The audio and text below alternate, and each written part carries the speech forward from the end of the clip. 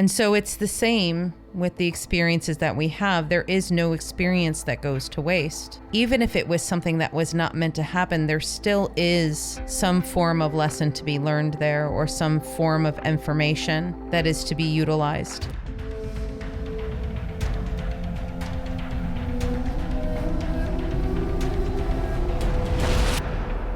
Welcome to the Akashic Recordings.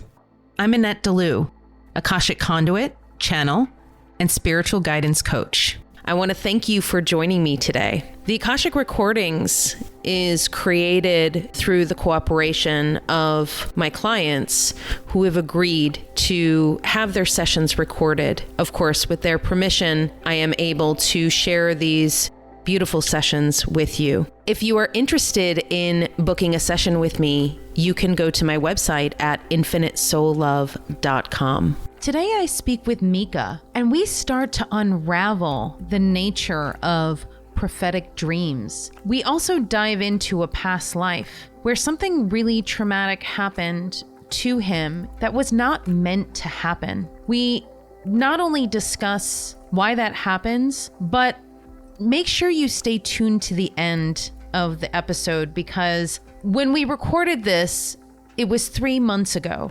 And throughout the course of these 3 months, I have gotten more intuitions about some of the things that Julia and I discussed towards the end of the episode. So I give you a little update on all of those intuitions.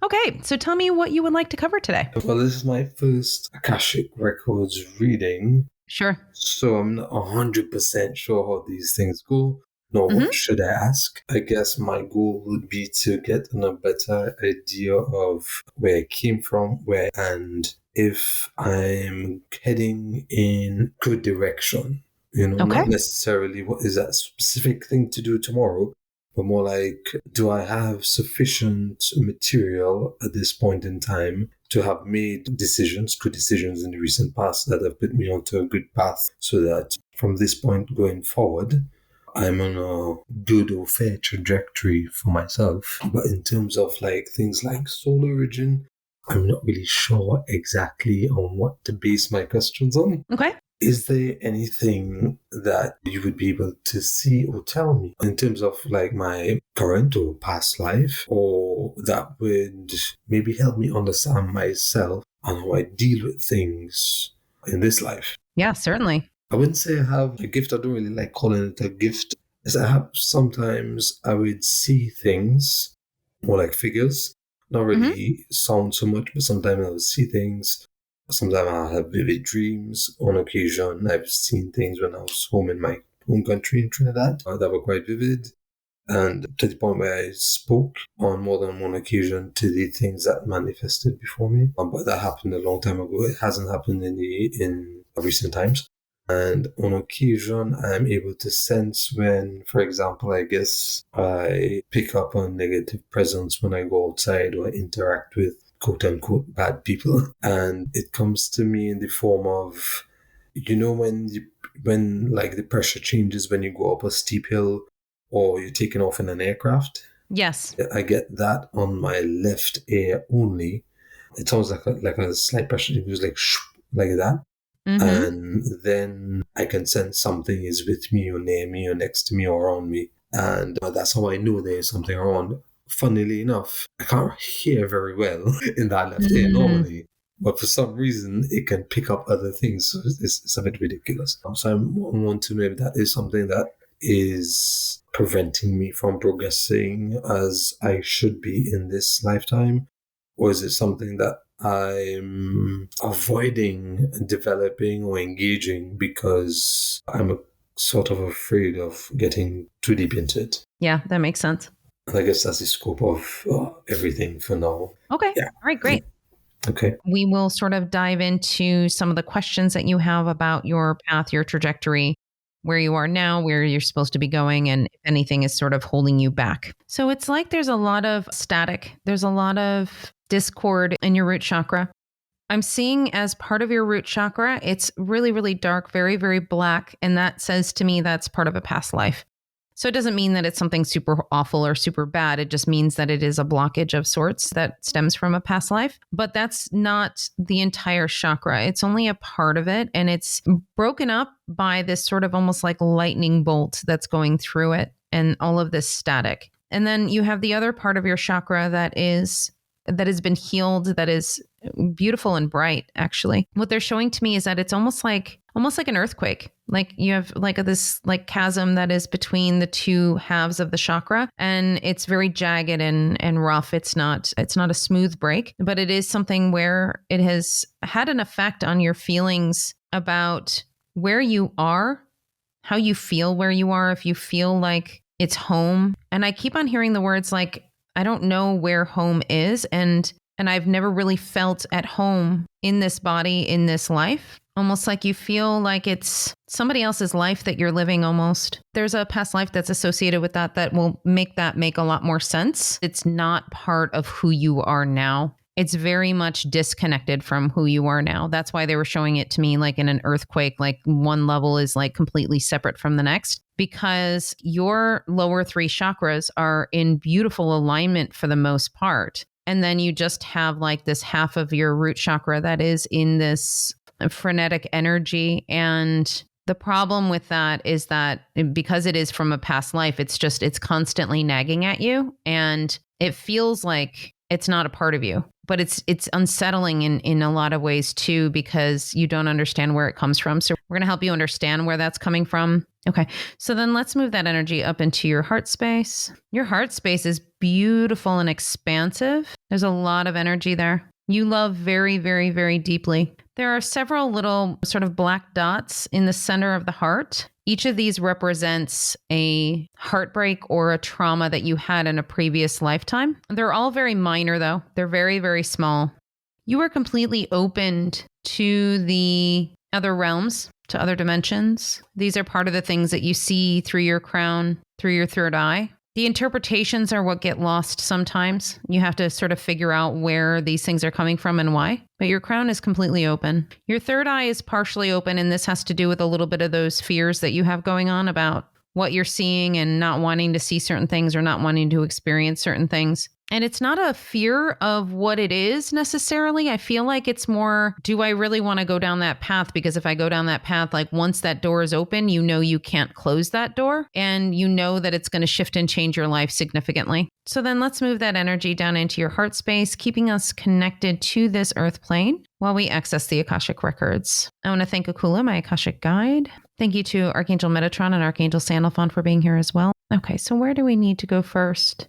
Yeah, we're going to go to the root chakra first. We need to clean that up because basically everything else is going to be sort of about your trajectory and your spiritual journey and where you're going from here. Let's take a look at the past life that has to do with the root chakra issue, please. In this previous lifetime, this was quite some time ago. This was several lifetimes ago. You were incarnated as a man. You had great wealth and great power. You had everything that you needed at your fingertips. You had everything at your disposal. You had incredible connections. You had everybody who would be willing to do almost anything for you due to the fact that you had great charisma. You were very kind to people. So not only were you successful, but you were also compassionate and loving. The combination of these things was rare at this time. Most of the time, by the time somebody has success or money or power, that power would corrupt. You would make sure that you would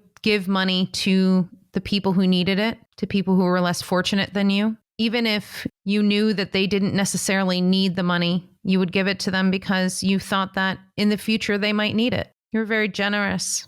It is because of this that you were beloved. You lived in harmony for many, many decades. You lived in a place that was rather remote. You conducted a lot of your business in other places, so you did do a lot of traveling. While you were gone on one of your trips, you came back home after 3 months, and the place where you lived, your house, your village, all the people in it, had been burned to the ground. There was another tribe of peoples who came in and destroyed everything. The amount of grief and pain that you felt was unprecedented.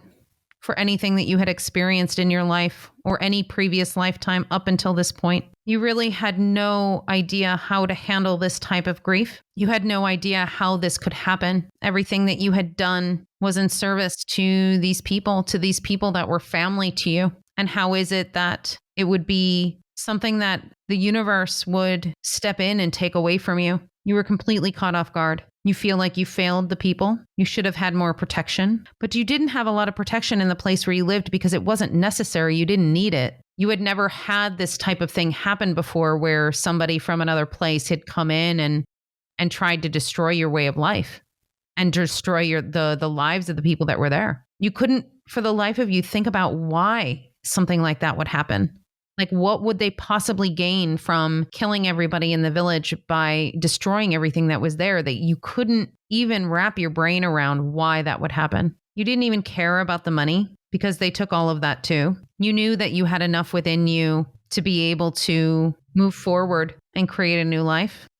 But you didn't know whether or not you actually wanted to do that. The loss of the people and the loved ones that you had there, like, you didn't think that you would be able to actually love anyone else again, any other person again, any other family or place. It was like it was ripped from you.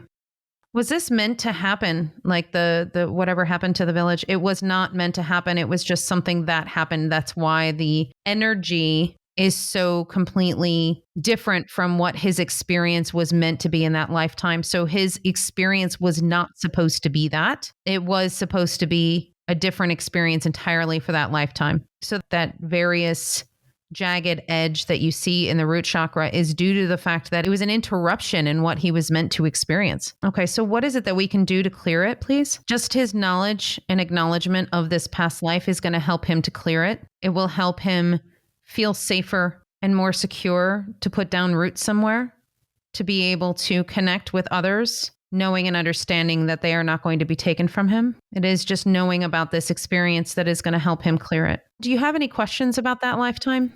For the moment, no, I don't think so. I do feel and see some parallels to my current lifetime. I do feel really bad for him, myself. You're for a little bit and you come back and everything you know is gone.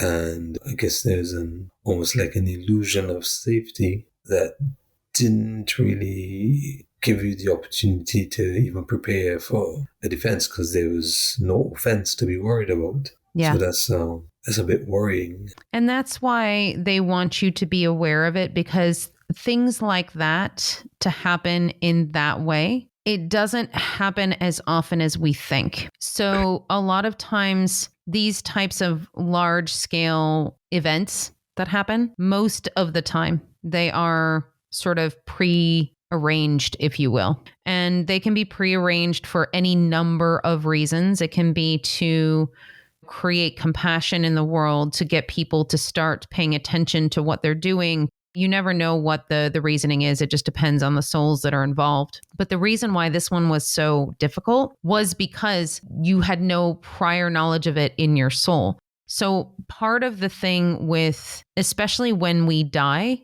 or when we are going to die, we already kind of know how that's going to happen. And even if our human selves don't really know, our souls definitely know. There's also a knowing that kind of trickles down into the human self. So if this particular event was meant to happen in your life, there would be a knowing that you have within your soul that, yeah, okay, I know this was meant to happen and it was meant to happen for a reason. So what is that reason? And I need to sort of move through that. But you didn't have that because it wasn't meant to happen for you. There are things that happen like that from time to time, but just have the comfort and the knowledge that something like that won't happen again for you. And the reason why is because you are so much more connected to your intuition now.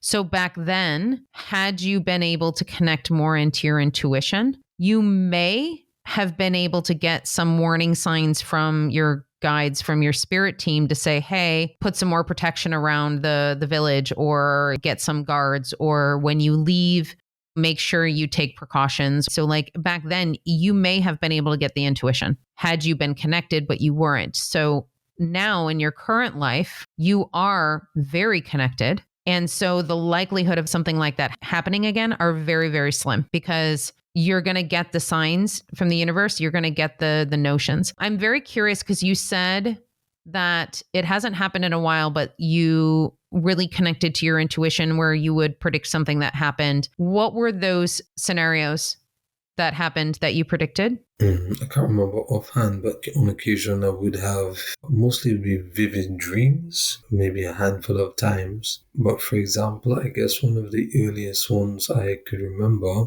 was that I was seeing this girl when I was in Trinidad, in the Caribbean, and we were going out, just starting to see each other really. And for whatever reason, this dream, and it was so vivid.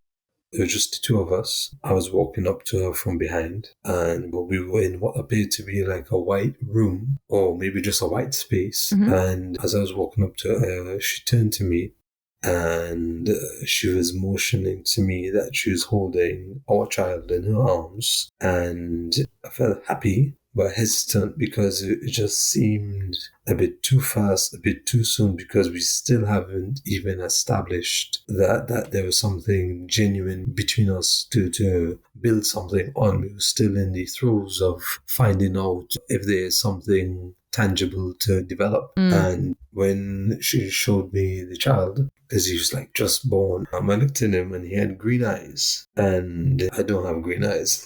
And she has like hazel eyes, and no one in my family has green eyes.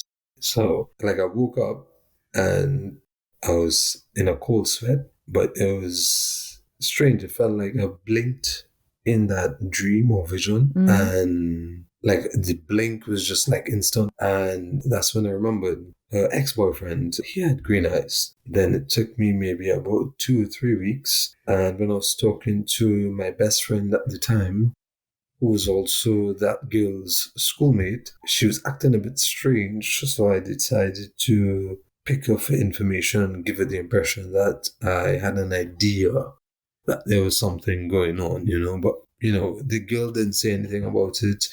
I didn't say anything about it, but I know what's going on. It's fine. We could talk about it. And that's how I was able to basically get my best friend at the time to spill the beans on them knowing that this girl I was kind of seen on and off was actually pregnant for this guy, and had told my best friend that if things work out between me and herself, she'll keep the child with me and tell me it's mine. And it's a bit jarring, the experience, because up until that point, as far as I know, that's my best friend. Having this knowledge over, at that point, maybe 2 or 3 weeks, I just felt like betrayed. Yeah. But at the same time, not so betrayed to the point of it being devastating, where I would break off the friendship. It's just that I was not that invested. And also from the dream, I had sort of like a heads up. So I was able, I guess, to circumvent the more devastating emotions that could come from that situation. But it wasn't, the damaging part for me wasn't that girl was willing to do that. The more devastating part was that my friend, the best friend, she knew and she didn't say anything. But it wasn't something that was devastating. I think maybe because I had a heads up. Exactly. And that's exactly why they had me ask you about that particular situation, is because they wanted you to recognize and acknowledge that if there is something that is going to happen, you will get the heads up. Okay. And the reason why you got that heads up is because of that. Eventually you would have found out the truth, but that entire scenario could have been 10 times worse than it was. Because had you not had the heads up, you might have gone through the motions of thinking that it was your child and everything else. And until maybe, let's say, the child was born, you wouldn't actually know. Yeah. And then once it was born, maybe you would ask for the paternity test or something like that. But at that point, you would have gone through 7 or 8 months of thinking and preparing yourself for being a father. Yeah. So there's a reason for those types of prophetic dreams, and they will be persistent. So for example, had you not gotten the message in that dream, or let's say, for example, you got the dream and then you promptly forgot it the next day, which often happens, right? Yeah. They would have, your guides and your soul, your higher self would have given you another dream or another sign or something. They would have been able to get the message to you because you are listening. That's the one thing they want you to really, really feel into, the trust and the knowledge that no matter what happens, you're still going to be able to get those warning signs if there is something that you're not meant to experience. And that was something you were definitely not meant to experience. You were not meant to have that experience with her. Okay. So right now, and this is a good segue, I think, to where you are now and where you're going. How long have you been living in France right now? I've been here since October 2018. So you've been here long enough now to sort of grow roots. And the question that they have for you right now, your guides have for you, is that, do you feel planted here? Do you feel like this is home? Not in the slightest. Yeah. So yes. And I'm getting that, like, you don't know where to go though, correct? Yeah. I have an idea because I think for me personally, I would like my life to be in Vietnam. And here right now, this entire process from me, where I am right now, to Vietnam is just, I need to walk to get to that point.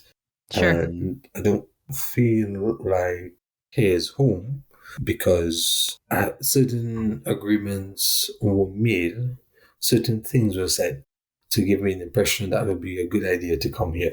And I based my future on what was said. And it did not go that way.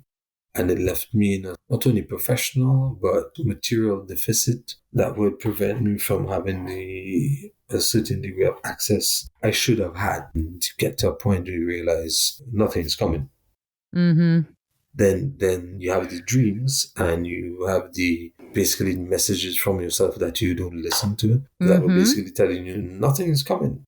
And then you wake up one day with the realization nothing came, right? Because nothing was ever coming. And you tried to tell yourself that, but you didn't listen. And it's a bit ridiculous when you say it out loud like that. It's infuriating because one of the worst things I've ever felt is that helplessness. Yeah. And I despise that feeling. And like, it takes a lot out of you. Yeah. Sometimes I wake up and I'll just be completely enraged that I allowed myself to trust the wrong people. Yeah. Often we have a trajectory in our life that doesn't look like a straight line. Yeah. It's actually incredibly rare that we have a straight line in our life. What they're showing me is, we're going to get into your life purpose now, because I think that's going to be really helpful for you to know, like, what you're here to do. Okay. And it'll help you get some clarity as to maybe why you had to come here or what the reason was.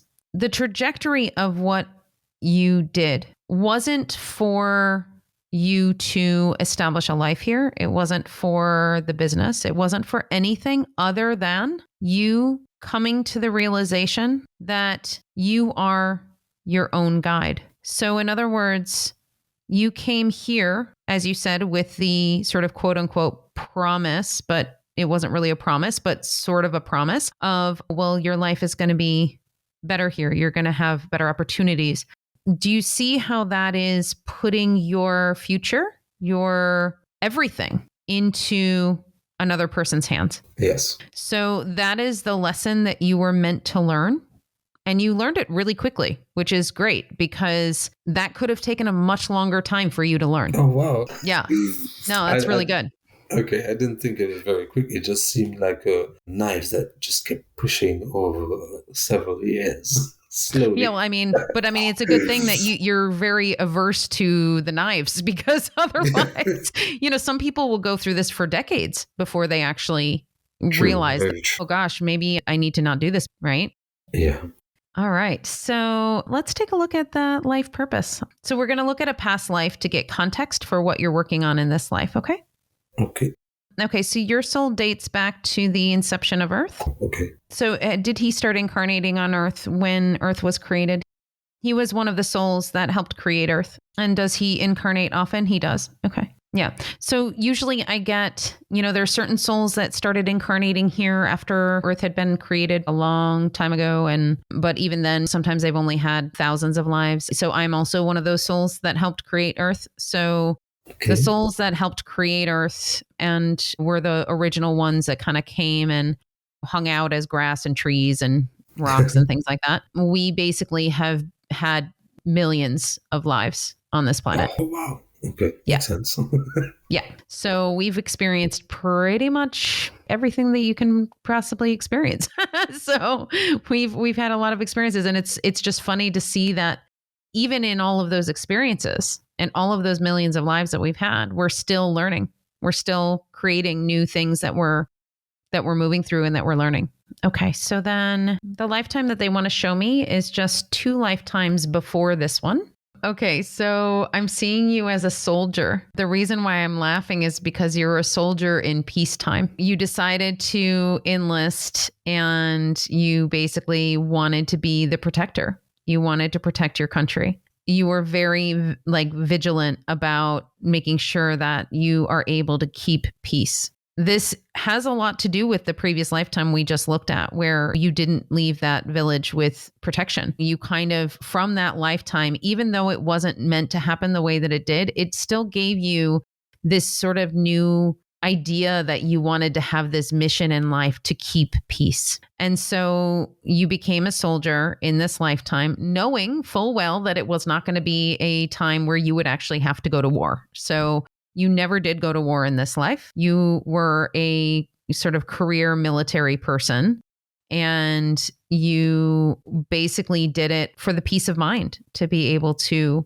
make sure that your country was safe. Okay. You were very proud to do so as well. There were elements of what happened during this past lifetime, though, that were challenging in your desire to protect a place that you called home, because the place where you lived was ever so slightly corrupt. And so there were elements where you didn't necessarily want the government to survive because they were actually not operating out of integrity. You have a very, very steady compass when it comes to what you know that is right and wrong. You have they're just showing me a compass, and they're showing it to me pointing straight north.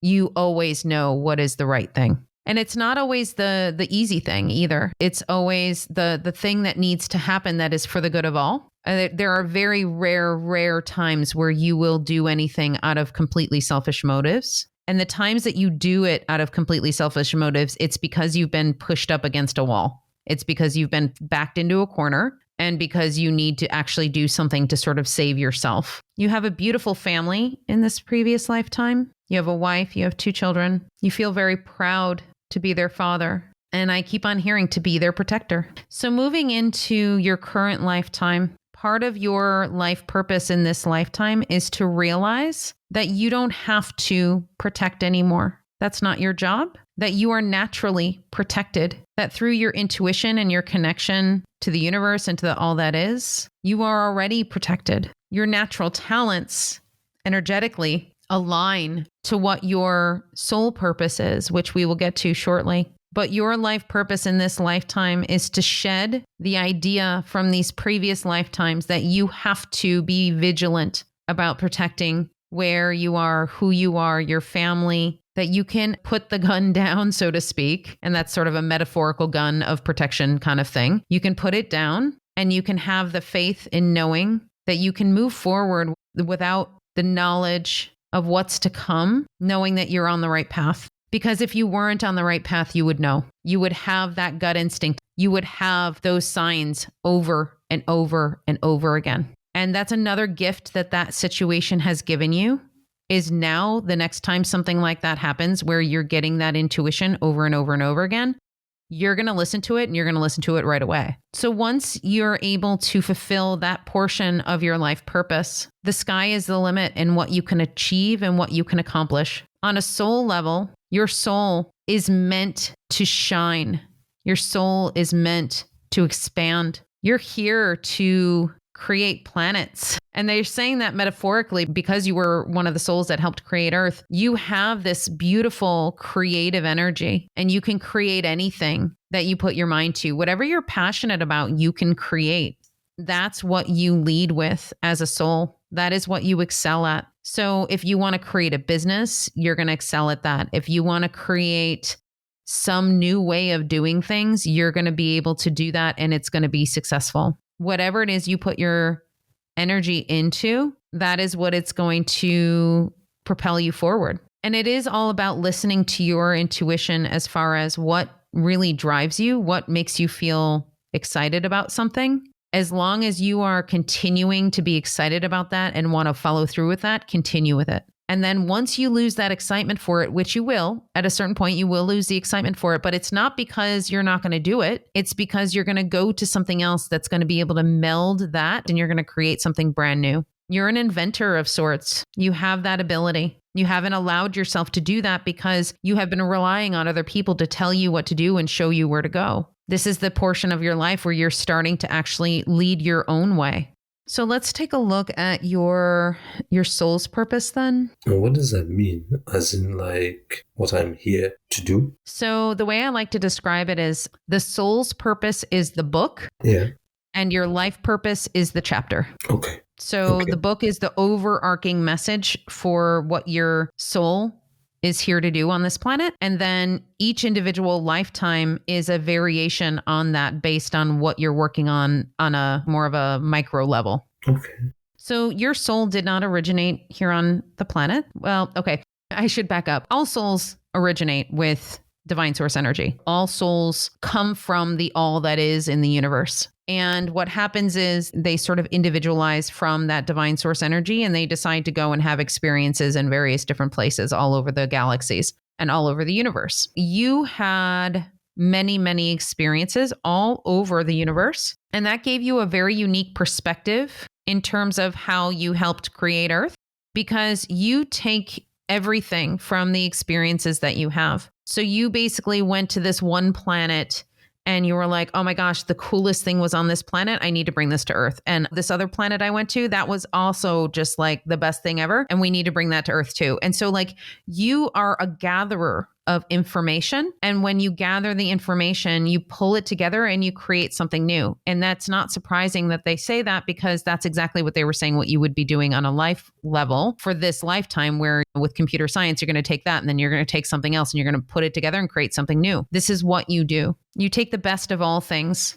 and you create something that is even better than what it was before, a better way of doing things. You would be surprised. Your soul has been responsible for several really common inventions that we have on this planet over the course of history. Your soul has been several great inventors over the course of history. You can tap into this universal knowledge. You can tap into these previous lifetimes that you had. You can get into the energy of that.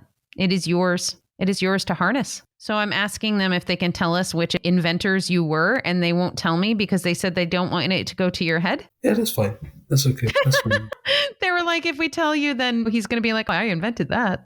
Okay, so is there anything else that we need to know about his soul purpose? No, not at this time. Okay. Do you have any questions about your soul purpose, life purpose, any of that information? I guess one question I would have had was like, is there a unique mission I'm here to fulfill? But I guess that's something I have to kind of discover along the way, I guess. So it is. Yeah. And the one thing they can tell you, though, is that you are on your path. You are 100% solidly on your path. I know it doesn't feel like that now, but you are. You're exactly where you need to be right now. And they keep on showing me Vietnam. And so I want to check in with them about that and about why you're guided there and what you're meant to do there. Can you tell me why you're guided to go there? Like, what is the pull to go to Vietnam? Well, I actually want to do my master's in information and communication technology there. And also, Vietnam is sort of like a developing sweet spot. It's at that point in development where in the next 10, 15 years, it's going to start to skyrocket and people are going to start to invest in it specifically for its technology and its location, and also it being an independent nation from larger countries such as China. So in terms of import-export access, they're very accessible and they're very well connected to basically all the larger developing nations or developed nations.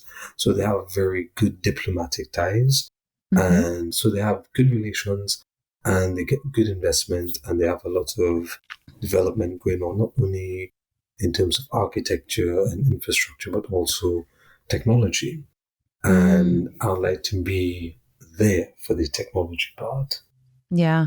So they're saying to me that this is where you can build your home, your sense of community. You're going to be much more energetically aligned there. And the reason why is because the culture there, the people are honorable. Yeah. There's no other way that I can describe that.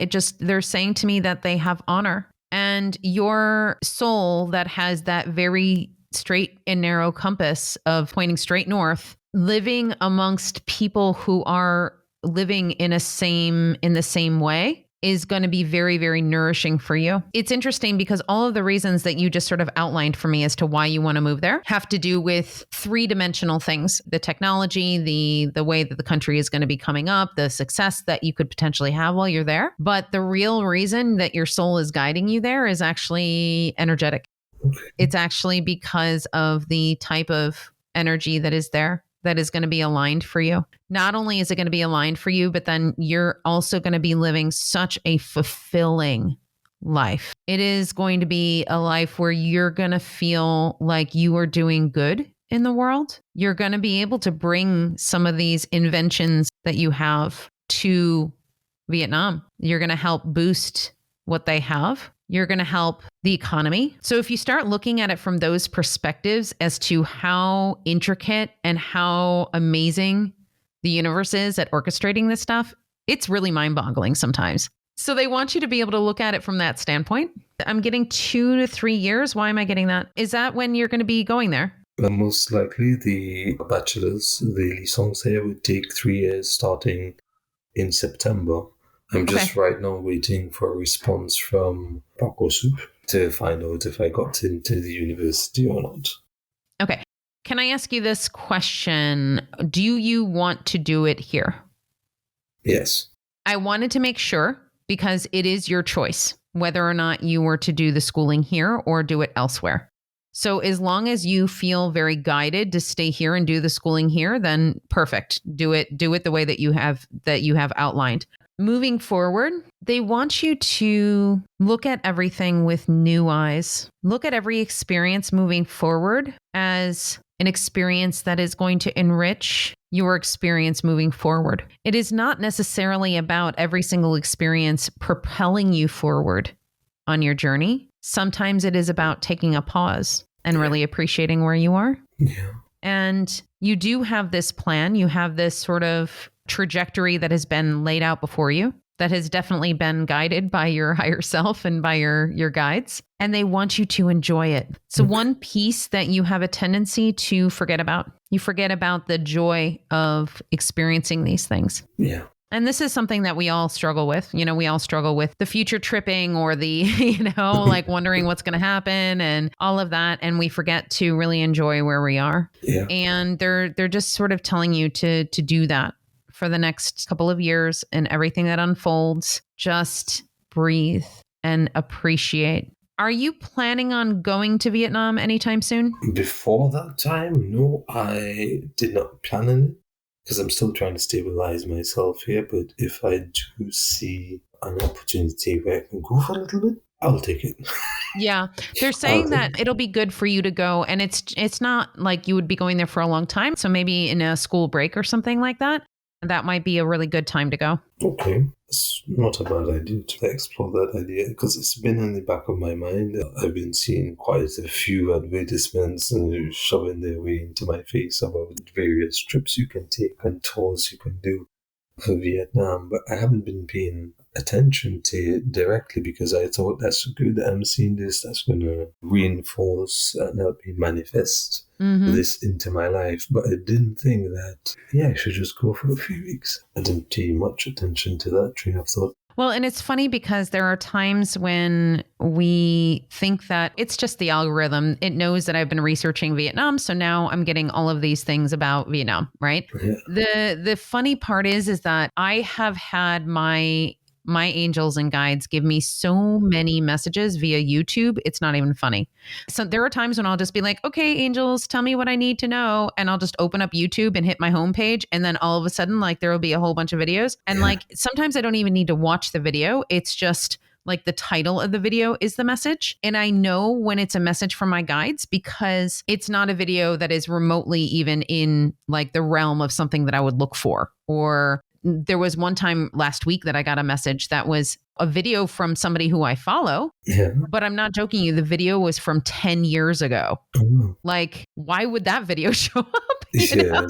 Yeah. So I'm sorry, that's not the algorithm. So really work with that gift of being able to connect to your guides and say, hey, show me where I need to go next. What is the next step? The reason why they're saying go to Vietnam is because like that is a message they've been trying to give you and you haven't really been paying attention because it has just been like part of your research and part of your experience. So of course you wouldn't really clock that, but they just wanted you to sort of put that in the back of your head. Okay. Is that like a recurring theme in my lifetime? Which is? Of, for example, not acknowledging or paying proper attention to my intuition when I should. I mean, it's not more of a theme than it is for anybody else. I mean, everybody has that sort of trajectory in their human lifetime. So it's, you know, the thing is that it is such a process for us to be able to know and trust our intuition, to know what is in our intuition, what is in our fears. And you particularly, though, you don't have a whole lot of fears.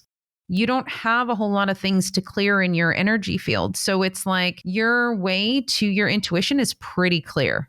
So when you don't listen to your intuition, it's basically just because you're closing your ears, so to speak. Okay. All right. I have a question about the healing of the past trauma from jagged edge in the root chakra. Oh, yes. Is it just the awareness of the reason for that jagged edge, which is related to the experience, a past version of myself in a past life where we returned home after 3 months and basically found everything obliterated, devastated. Just the knowledge of that being the reason for this deviation on my root chakra. Mm-hmm. Just having that knowledge is like sufficient. Yes. Okay. It is just the knowledge, but then also the work that you do have to do. And this is something, like I said, you've been working on in that previous lifetime when you were the soldier, and then this lifetime, this current lifetime. It is the trust in the knowledge that if something that is going to happen in your life that is not meant to happen in your life, something traumatic or something challenging in your life that's not meant to happen, you have to work on that faith in yourself that you're going to get the message beforehand. And the way that you can do that is anchor in that feeling that you had when you got that dream about the child with the green eyes. That was that message for you. You got that heads up, so that didn't turn into something horrible. When you find yourself in a position where you're having a lack of faith in the fact that you're on the right path or that you'd get a heads up if you weren't on the right path, just remember that vision and just know that if something is wrong, if something is off path, if there is something that is not meant for you to experience, that you're going to get a heads up. Okay, I just wanted to confirm that because when you spoke to your guides and they said that's all the information I would need, I've got the understanding then that basically me having that as a reference point going forward, I'll be able to basically unlock understanding as to why there's that jagged edge on that chakra. Yes. And fix it on my own as time passes. I understand it. And you don't even have to really do anything to fix it. Like it's just going to sort of repair on its own over time. Yeah. Okay.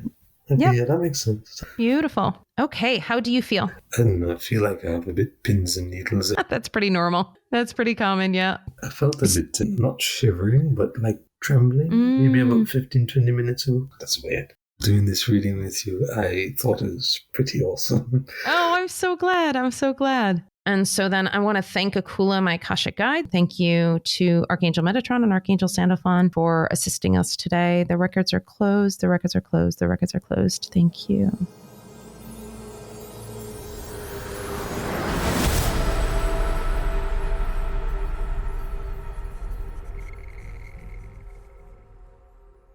And a big thank you for Mika for letting us record him during his session. And hello, Annette. Hello, Julia. Even though we don't do hello, but hello today. I don't know why.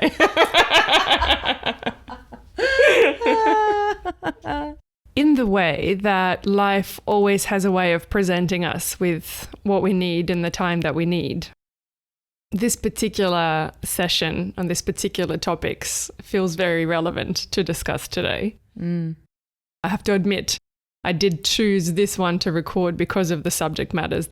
Very relevant for me right now. So there is one particular topic in the session that I would like to delve into straight up, which is something that I'm going through in my life right now, which is the outcome of dealing with something that was not supposed to happen. In one of his previous lives, Mika had this incident where his village was burnt down, and that completely left him shattered and devastated and not knowing how to move forward. And as you said, he was completely unprepared for that particular thing to happen. I guess the first thing I'd like to ask, and considering this is something that happened to him in a previous life, so this was like a leftover shadow of that energy. Can we first refer to how one would cope with these things when it happens in the current lifetime that they're living? So you're asking, how do you cope with something that happened in a past life that was not meant to happen? Well, I'm asking, how do you cope with something in this life that was not meant to happen? Oh, so current life. Yes. Yeah. Okay. Well, first of all, it depends on the consciousness of the human, the person who's experiencing what they are, whether or not they know if this is something that they were meant to experience or not. And ultimately, what the universe does is it uses everything that is possible to use for every experience. So if you can imagine the universe using every bit of energy, as in there is no waste. They're giving me the analogy of when an animal is killed for meat, back in the day, every part of the animal was utilized, no matter what. And so it's the same with the experiences that we have. There is no experience that goes to waste. Even if it was something that was not meant to happen, there still is some form of lesson to be learned there, or some form of information that is to be utilized. So let's say something happens in your current life that is not meant to happen, that is not something that was slated for your trajectory as your soul has laid out your soul plan. When you create that soul plan, you understand that there are deviations that could be had, that there are pitfalls that might happen, that there might even be grand traumas that could happen. One of the biggest traumas that can happen, of course, is dying early. Maybe you're killed or murdered in some way that was not meant to happen. That can be one of the more traumatic ways, in which case you're only going to be dealing with that trauma in the next lifetime. So anything outside of that is something that you will have to acknowledge or deal with in terms of energy in this lifetime. So let's say something does happen where you were in the wrong place at the wrong time. You meet somebody, you get into a relationship with them. Let's say they take you down a wrong path. All of that information is being processed by your soul in real time.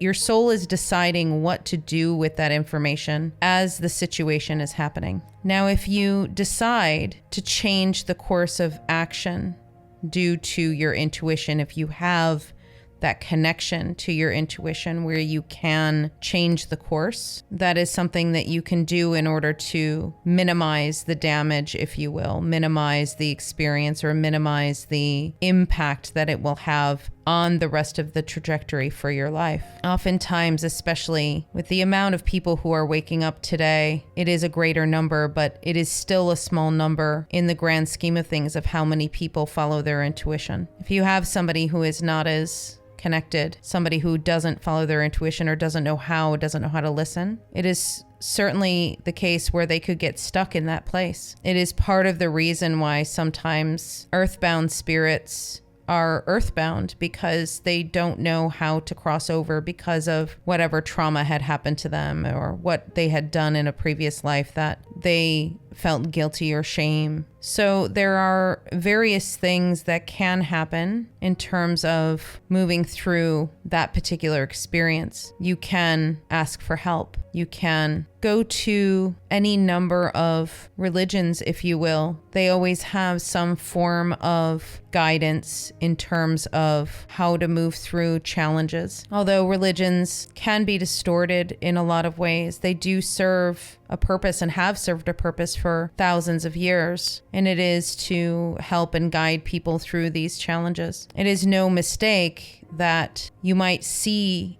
as a common occurrence that when you have people who are going through extreme hardship, maybe they've never been religious before, but all of a sudden they will turn to God, they will turn to religion, they will turn to faith, because they have nothing else.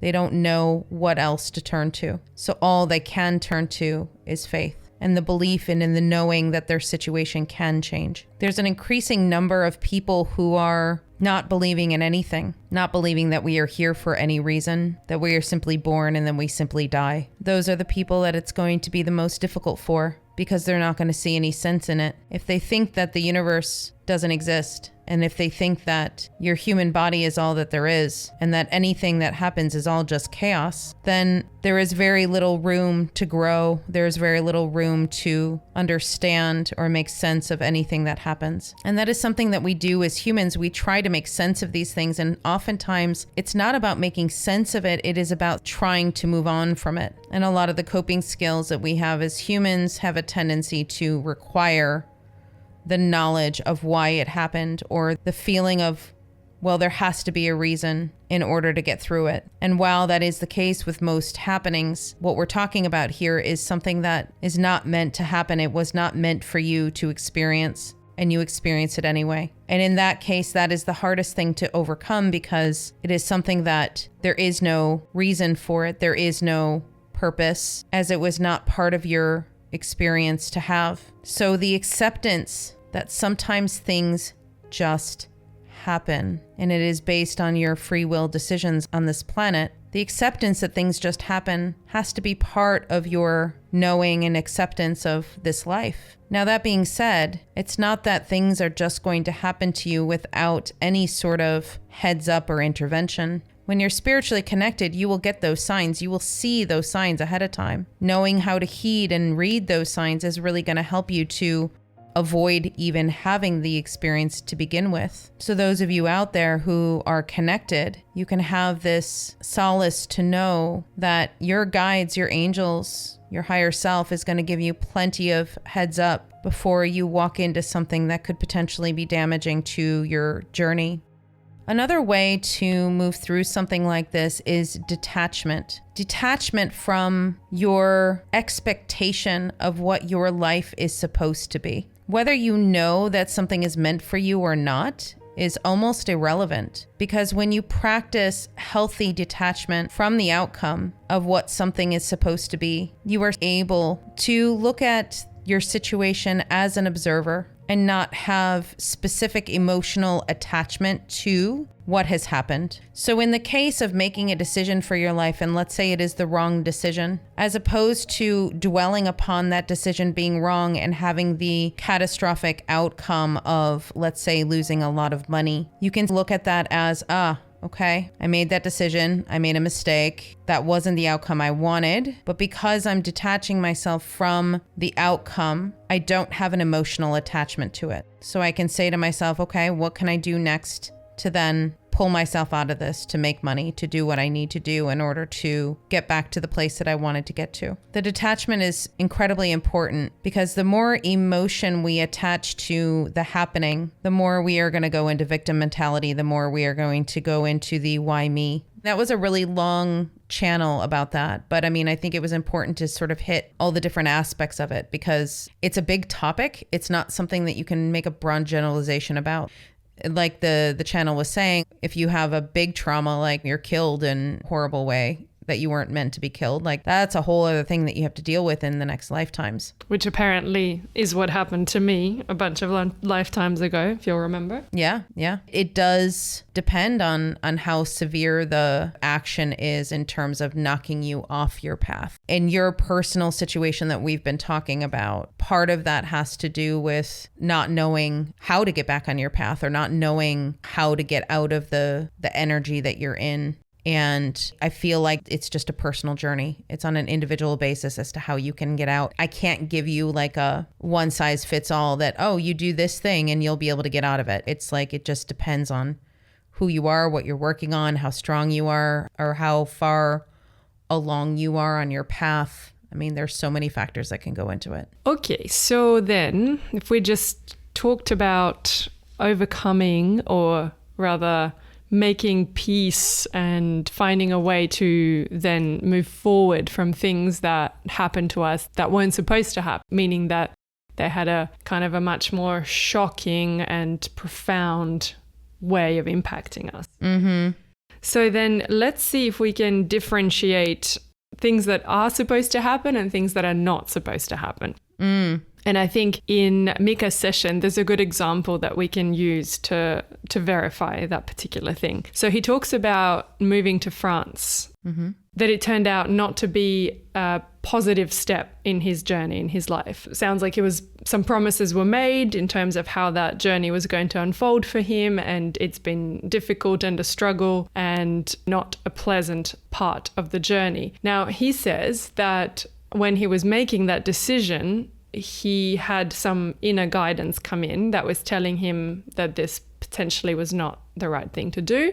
And he says that he kind of ignored that and just listened to the promises that were being made to him. Like, he paid attention to the 3D experience rather than the signs and his inner guidance that he was receiving, which has now led him to the situation where he's in, where he is reviewing his past decisions and reconsidering his future ones. Now, you said to him that despite the fact that it wasn't necessarily an easy part of his journey, that he was meant to learn the lesson of listening to his intuition. Now, you said to him that actually this period and this lesson did serve him because it really allowed him to learn the lesson that he needed to listen to his own intuition, right? And now that he's learnt that lesson well and truly, it's going to allow him to move forward much more efficiently in his life. So then this begs the question, was this or was this not supposed to happen? If his intuition was warning him against it, then doesn't that inherently imply that this was not the thing for him to do? I understand what you're asking. So there are things that are not meant to happen at all. So for example, the past life that we were looking at with him, which was his whole village getting burned to the ground. So that wasn't meant to happen and probably affected all of those lives of those people that lived in that village. And then there are things that are not meant to happen that are almost what are supposed to happen. And I'll explain that in a moment. So let's say he had 3 or 4 different potential timelines for his trajectory. And let's say one of the timelines was less of a hard lesson.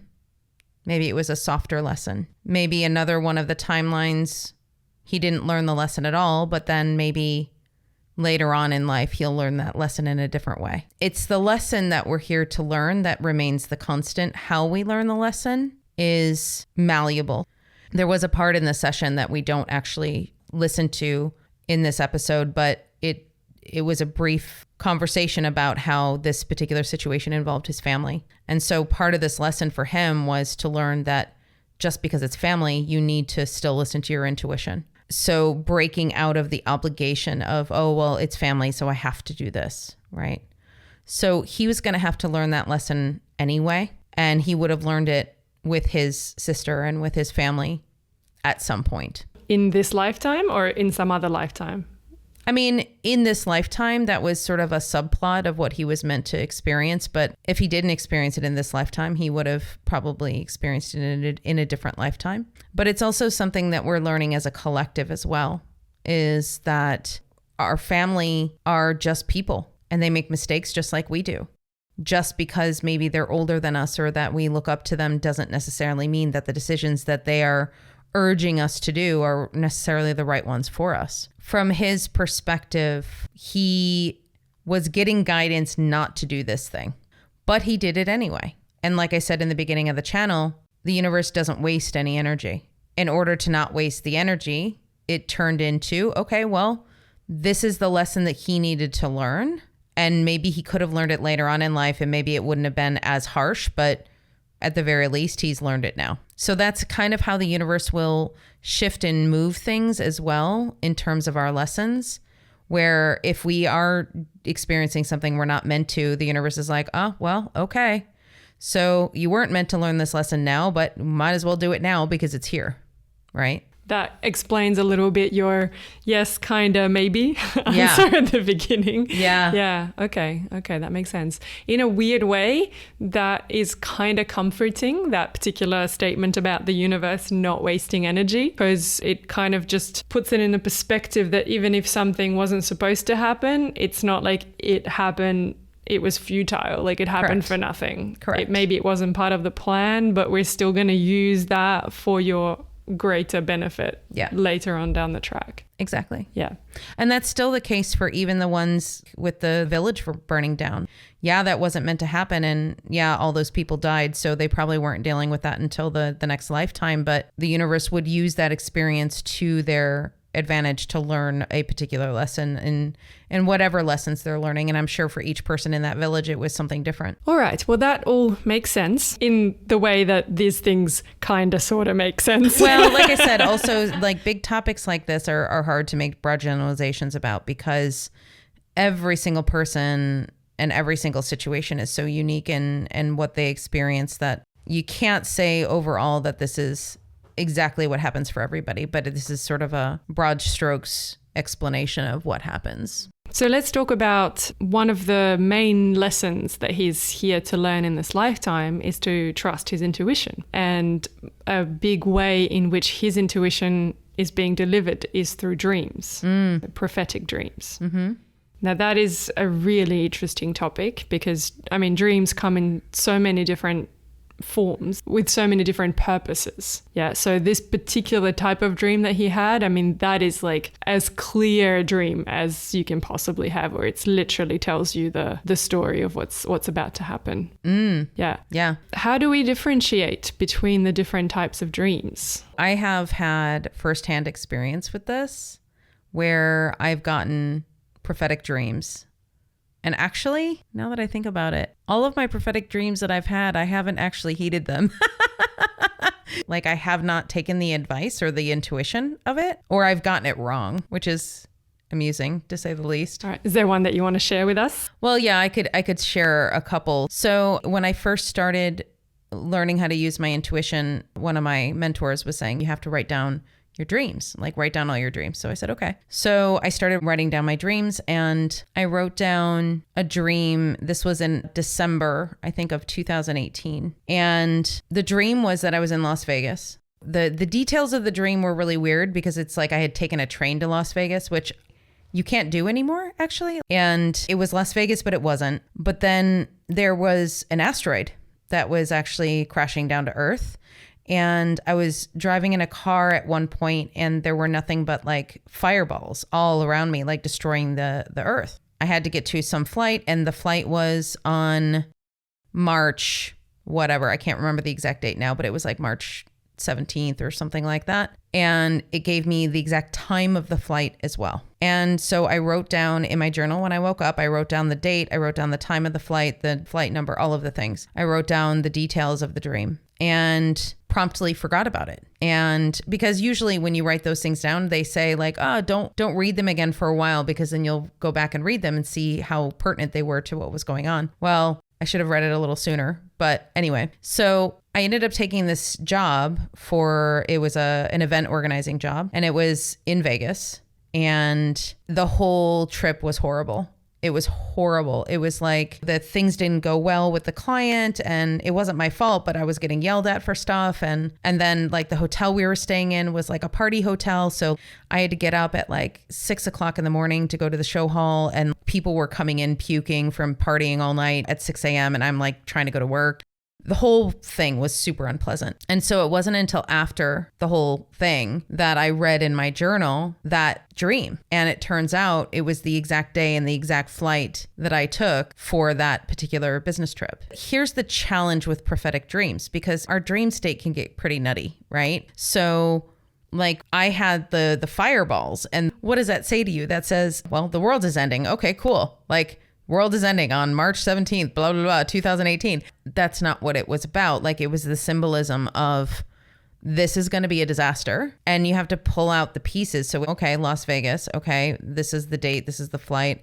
Okay, it was going to be not a pleasant trip. So had I actually gone back to that dream, or had I looked at it prior, would I have not taken the job? Would I have changed something for me personally with my own fears? Because I have a fear of flying, weirdly enough, as much as I fly. I probably would have looked at that dream of like, oh, the plane's going to crash. Maybe I need to like not go on that flight, so I would have possibly just maybe changed the flight or something like that. So, but that's the whole thing, is that it's hard to know like what exactly the dreams mean until the thing unfolds. So for Mika, basically he didn't know what the dream meant. It was just like, oh, I had that dream. But then once things started unfolding, then he was like, wait a minute. Now I remember what that said in the dream, and now I can start applying it and start asking the right questions. So that was a really good example of how he used the prophetic dream to just start unfolding the situation and what had happened. And I know we've talked about before my birthday situation, like the signs that I got before my birthday and things not working out there. I personally have had a hard time navigating the prophetic dreams, but I'm grateful that now I don't necessarily need the prophetic dreams, because I can connect directly in and I can get my guidance and things like that. So if you do get prophetic dreams and you're not understanding them, I would start by identifying the symbols of what they mean. Don't take it literally, because if you do, you're going to drive yourself nuts. So look at the symbols of it.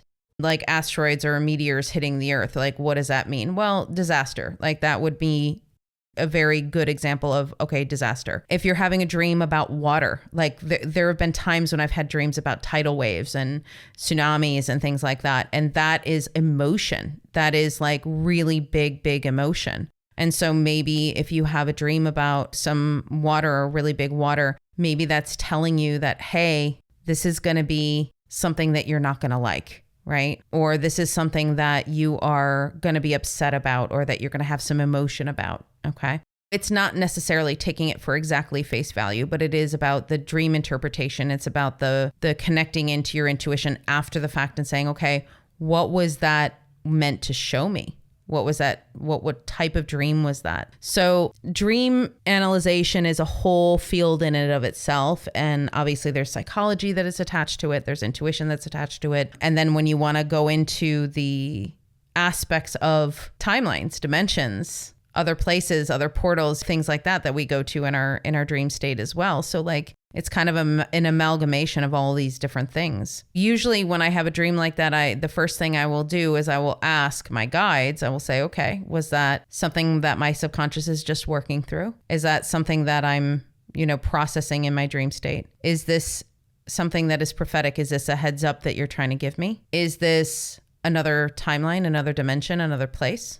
Is this a previous lifetime? Because sometimes we can access past lives in our dreams as well. And the thing is that in one dream, you could have all of those in one dream. Like it could be different pieces and parts of different things, like kind of being melded together to fit a story. Last night, my dream was super bizarre. There were like so many different things that happened that I don't understand. But like one of them was, and it's not a surprise that we're talking about this whole detachment thing and not having reactive emotions to what's happening. And part of my dream last night was I was doing all the dream things that I was doing. And then all of a sudden I happened to be at Costco and I needed to return something, or I needed to like get money back. And then they were like, oh, we'll give you a gift card. And I was like, but I don't want a gift card. I want cash. And it was like 500 euro or something like that. And I started arguing with them saying like, no, I don't want the gift card. I want the cash. And so it's so funny that this is something that like has been coming up for me. It's such a small thing, but it's about me feeling disempowered by the fact that somebody is not doing something that is something that I want,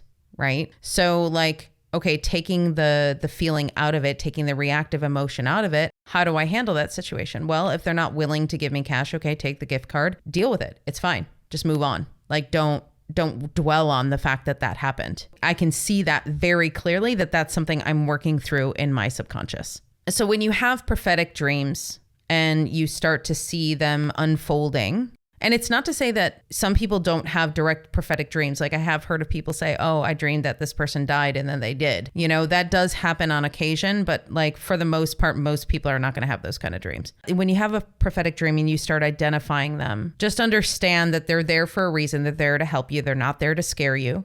And when you're able to really kind of connect into what it's about, even if you don't take the advice like I didn't, and I still had to go through that unpleasant thing, again, it is the universe taking something and still making something out of it. So what did that do for me? Well, I still had to go through the crappy situation, but it increased my intuition because I started to see how accurate my intuition was. And I was like, okay, well, maybe I need to follow it more often. And that's what it's there for most of the time too. Yeah.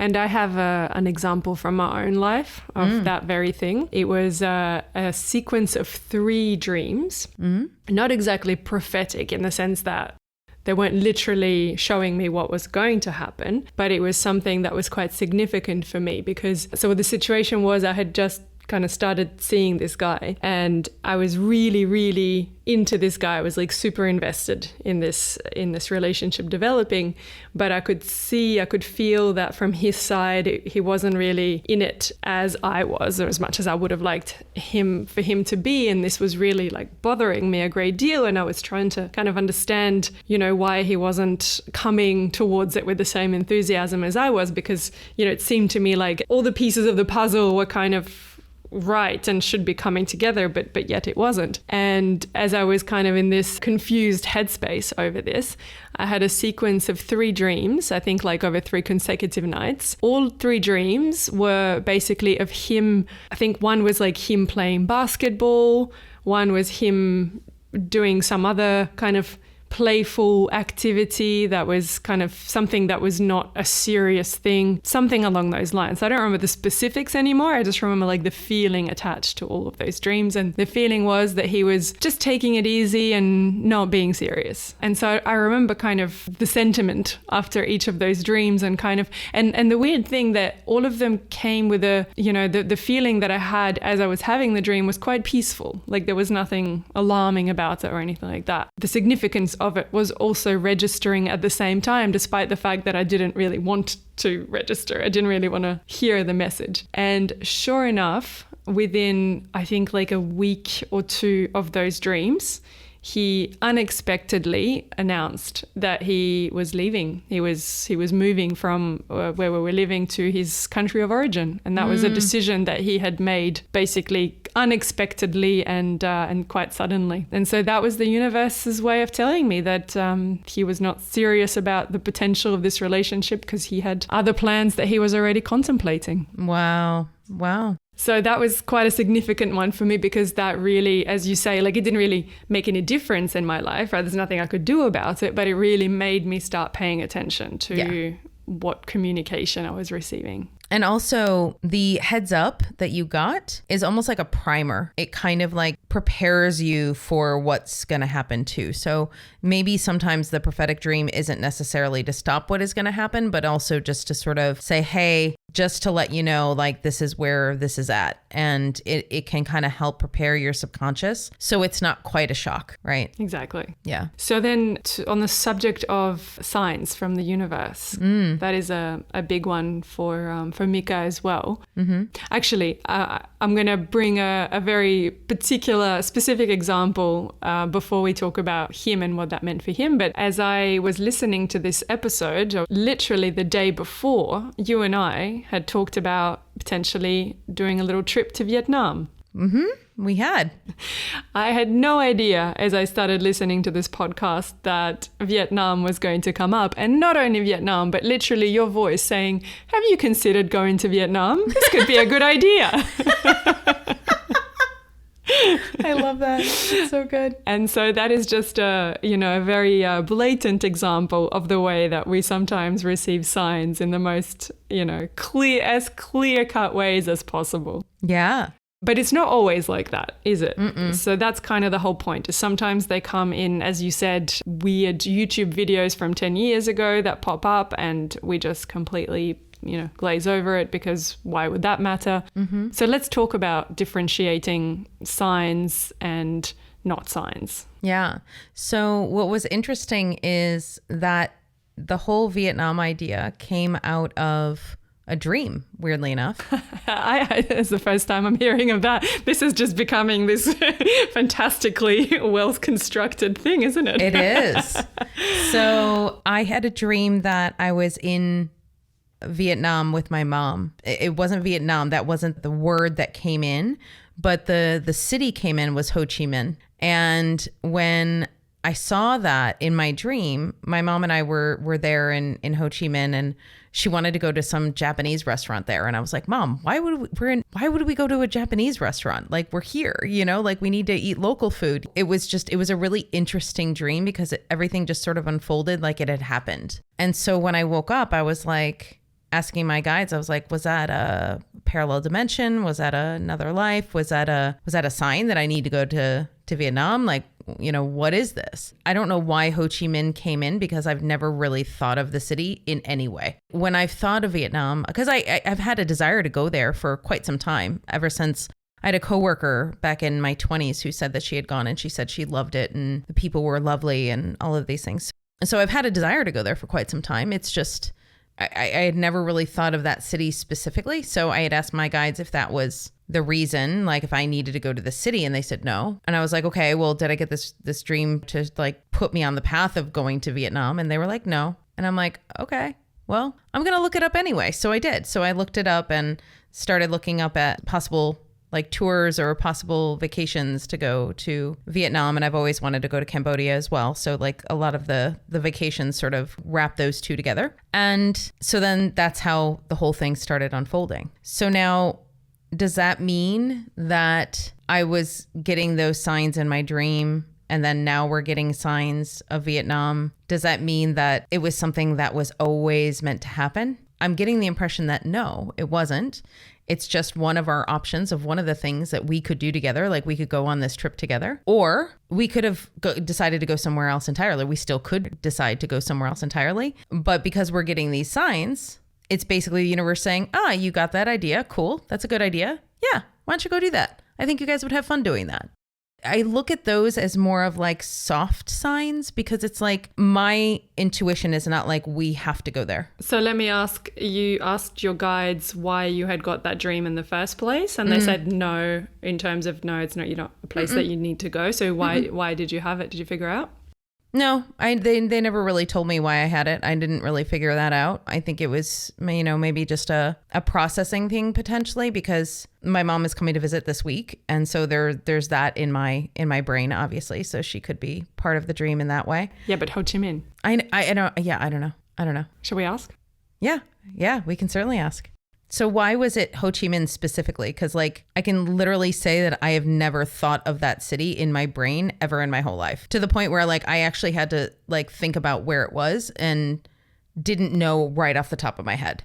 We store information in our consciousness. It's information that is always there. So information from years ago, even previous lifetimes. It's in the data banks, so to speak, of our consciousness. And sometimes when something is in our consciousness, we ignore it because we see it often. It is for this reason that oftentimes when we give information in dreams, that we will give the information in a way that really seems like it's coming out of nowhere, that it's knowledge that you wouldn't have had otherwise. And we're doing that to be able to allow you to differentiate the fact that this is not something that came from your brain. It's something that came from your data banks in your consciousness. The reason why we gave that specific city to you in that dream, and it was more your higher self rather than us, your guides. The reason why your higher self gave that to you is because it was a seed that was being planted. It was a seed that was being planted that would lead you to exploration of potentially going on a trip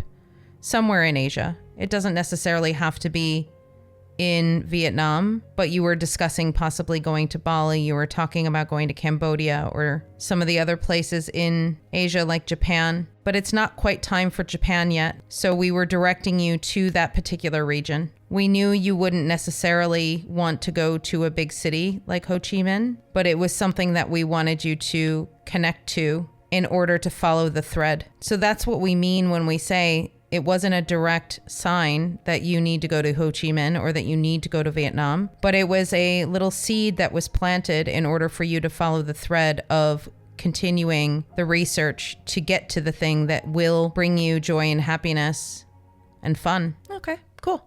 Okay. So, I mean, it kind of was like a place you should go to, but just like not super specific. Yeah. To it. Okay, cool. Yeah, and the thing is that like the way that they're showing it to me is almost like there's a soup of all of the things, right? And then something is just going to come up to the surface and be visible when it's time for you to experience that thing. What about like in the situation that Mika had where he had signs warning him? Or, well, I don't know that it was signs necessarily. I mean, he primarily said his intuition warning him against moving to France, for example. So how do we make sure to differentiate between our intuition and then our logical mind concocting things? If we're being warned against something, so that's the other thing, like when we get signs and we're being warned against something, once we get the message, the signs will stop altogether.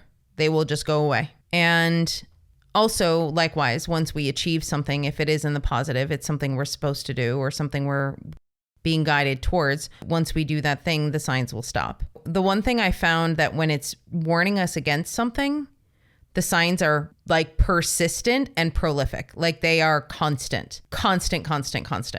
When it's something that you're meant to follow, the energy feels a little bit more quiet. It feels a little bit more soft. And the only way that I can really describe this is like when I've gotten signs about relationships with people, like I've seen their name repeatedly. And now looking back on it, I'm like, they were warning me to not interact with that person in that way or to not react badly, or they were giving me a heads up, but I wasn't quite understanding. But that also being said, just receiving the signs could be enough to make you stop and think for a moment before reacting or before doing something. Even if you don't know what the signs are about, it can have an effect. It's kind of like a dance, if you will, where you kind of take the signs with a tiny grain of salt in the sense of, okay, you take one sign at a time. Does that feel like a sign that's coming from outside of you?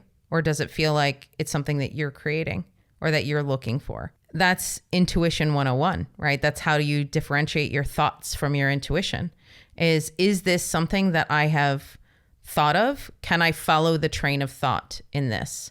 So if you can follow the train of thought, like where the thought origin point is and where the thoughts have come from, chances are that's not an intuition. If you have a knowing that just pops into your consciousness, that's typically an intuition. So typically an intuition is going to be something that you have not been thinking about, not something that is known or that is in your waking conscious life at this moment. Okay. Well, I would say this applies in certain situations, but then when you think about his situation of deciding to move to France and having the intuition that maybe this wasn't the best idea for him, obviously this was something that he was also thinking about because it was in his plans.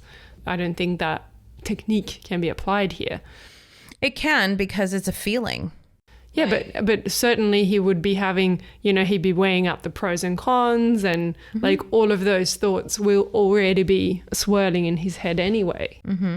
So just asking, is this something I have thought about when you're getting the intuition that, oh, maybe this is not the right move? Well, of course he's going to have thought about it. Okay, let me see if I can describe this in a better way. It's not about being in the mind. So that's what I mean by when I say if you trace the thoughts back, you can see that it's a thought. When intuition comes in, it's outside of the mind. It's in the heart. It's in your being. And the quality of the information that comes through is different. Now, those differences are subtle. They really are. And that's why it can be so hard to identify what is a thought, what is a fear, what is an intuition. But the fear can be a really good indication. So if something is rooted in fear or something is rooted in those negative energies, chances are that is not an intuition. Even if an intuition is warning you against something, it's still going to feel loving. It's still going to feel like a natural course of action. It's not going to feel like, oh my gosh, I have to do this, otherwise something bad is going to happen. Only you can identify how the intuition is coming in. It's an individual experience for everyone, and everyone experiences their intuition differently. So that's where the practice comes in of being able to really go within and identify those places where your intuition comes in so you can recognize what that feels like when it comes in. So yes, the technique can absolutely be used in his case because all of his logical mind, his worries, his fears, his planning, all of those things, well, that's his human mind doing that. But if he were to have gone within and said, okay, this isn't really feeling expansive. This isn't feeling like the right direction. Then he may have heeded that, or he may not have. Because like I said, in the past, I've done the exact same thing where I've gotten the intuition not to do something and I go and do it anyway. And so I still have that experience. And like we said, the energy isn't wasted. So I still learn a lesson of some sort, but then I go and I course correct. That makes sense. So that's kind of the shower principle in general. You know, when you need to come up with an idea about something and you're struggling to come to a solution, you just need to clear your head, not think about that thing and wait for the solution to kind of just materialize. It's kind of the exact same approach then, isn't it? Absolutely. Yeah. Yeah, that's very true. That very much is how you can hear things is when you're actually not invested or when you're not expecting it, when you're focusing on something else. Mm-hmm. When something lands in that moment, it feels different. It hits different. Mm-hmm. Exactly. Yeah. So this is a little side note. When Julia and I recorded this conversation, it was in July. It was just before my mom was coming to visit here in France. And I wanted to give some insight at the end of this episode because as things unfolded, the things that we talked about in this session became incredibly clear, which I love that hindsight. And it's always great to look back and see how things unfolded. So the first thing I wanted to mention was the dream about the Costco receipt. And I know it's so mundane and ridiculous, but it was actually really important. And here's why. I had some embarrassment and some childhood wounding surrounding taking things back to a store. And this stemmed back from when I was younger. My mom used to take things back to a store and it would really, really embarrass me. And I used to sort of hide underneath like the clothing racks and stuff like that while she was doing stuff like returning clothes or whatever, because it embarrassed me. And when she came to visit, there were so many triggers that came up in me of this old wound of being embarrassed by my mother. Now, this had something to do with other cultural things here in France. So I've been living here a long time now. So I know at least a lot of the cultural aspects here that you need to sort of adhere to. And my mom was not adhering to any of them. I was embarrassed. I was mortified, all of those things. And then because of that, I was treating her like I did when I was like a teenager. And so I stopped and I said, Mom, look, I'm really, really sorry that I'm treating you this way. I'm being, kind of taken back to this old wounding that I had from when I was a kid, and I'm really trying to work it out. And what was really beautiful is that her response was, it's okay, honey. Like, I understand you're working through something. And having that dream may not have prevented me from reacting the way that I did with her. But what it could have done is it could have subconsciously primed me to be able to be aware of that wound. Like maybe it was in the top of mind because of the fact that I had that dream. So I was able to work through it. I was able to talk to my mom through it. I was able to do all of these things. Now, was I still embarrassed throughout the course of the trip? Sure.